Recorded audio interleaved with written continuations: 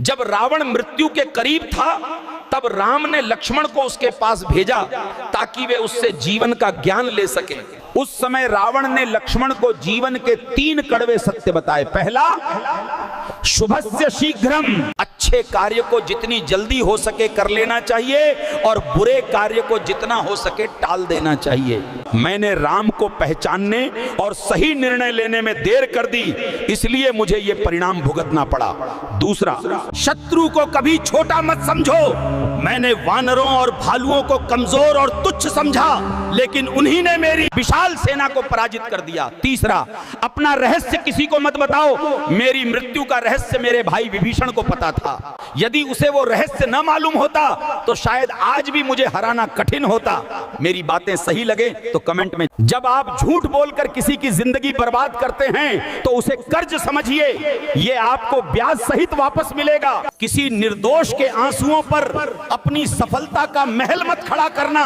उन आंसुओं में वो तेजाब होता है जो लोहे की सलाखों को भी गलाने की ताकत रखता है। फसल वही काटनी पड़ेगी जो बोई है। बबूल बोने वाला व्यक्ति मीठे फल खाने की उम्मीद नहीं कर सकता। भक्तों, वीडियो को शेयर भी करते रहो।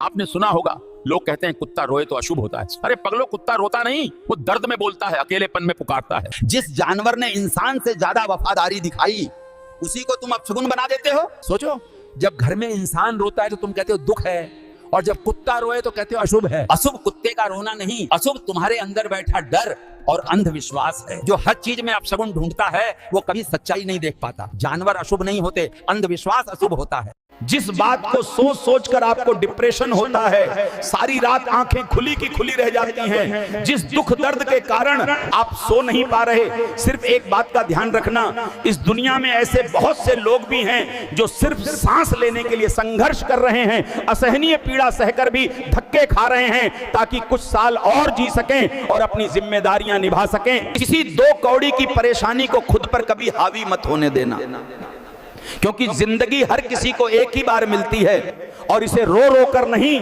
बल्कि हिम्मत और समझदारी से जीना चाहिए। एक बार माता पार्वती ने भगवान शिव से पूछा, प्रभु, मैंने पृथ्वी पर देखा है कि जो पहले से ही दुखी हैं उन्हें और अधिक दुख मिलता है, और जो सुखी हैं उन्हें आप दुख नहीं देते, ऐसा क्यों? भगवान शिव मुस्कुराए और बोले, पार्वती चलो पृथ्वी पर चलते हैं, वहीं तुम्हें उत्तर मिलेगा।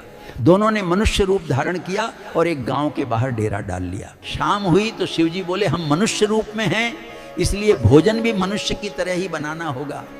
तुम चूल्हा तैयार करो, मैं सामग्री लाता हूँ। शिवजी चले गए, माता पार्वती गांव में गईं और कुछ जर्जर टूटे फूटे मकानों की दीवारों से ईंटें निकालकर चूल्हा बना लिया। इतने में शिवजी लौट आए पर उनके हाथ खाली थे। पार्वती बोली, प्रभु आप कुछ लाए नहीं, भोजन कैसे बनेगा? शिवजी बोले, अब इसकी आवश्यकता नहीं, पहले ये बताओ ये ईंटें कहां से लाई? पार्वती ने कहा, गांव में कई घर पहले से ही टूटे फूटे थे, मैंने उन्हीं से ईंटें निकाल ली। अच्छे और सजे हुए घरों से कैसे लेती? शिवजी गंभीर होकर बोले, यही तुम्हारे प्रश्न का उत्तर है। जो घर पहले से कमजोर थे तुमने उन्हीं को और कमजोर कर दिया। पर जिन घरों को लोगों ने संभाल कर रखा उनकी एक ईंट भी निकालना तुम्हें उचित नहीं लगा। ऐसे ही मनुष्य का जीवन है। जो अपने कर्मों से जीवन को मजबूत बनाता है उसके जीवन से कोई दुख आसानी से कुछ नहीं ले सकता, और जो अपने जीवन को स्वयं कमजोर छोड़ देता है वहीं विपत्ति पहले दस्तक देती है। संदेश यही है, सुख दुख ईश्वर की मनमर्जी नहीं, हमारे कर्मों का परिणाम है। जिसने सत्य, सेवा, संयम और सदाचार से अपने जीवन की दीवारें मजबूत की हैं वो विपत्ति में भी अडिग रहता है, और जिसने जीवन को कमजोर किया है वो थोड़े झटके में भी टूट जाता है। इसलिए जीवन ऐसा बनाइए कि उसकी नींव कर्मों से मजबूत हो, ताकि कोई भी परिस्थिति आपकी एक भी ईंट न हिला सके।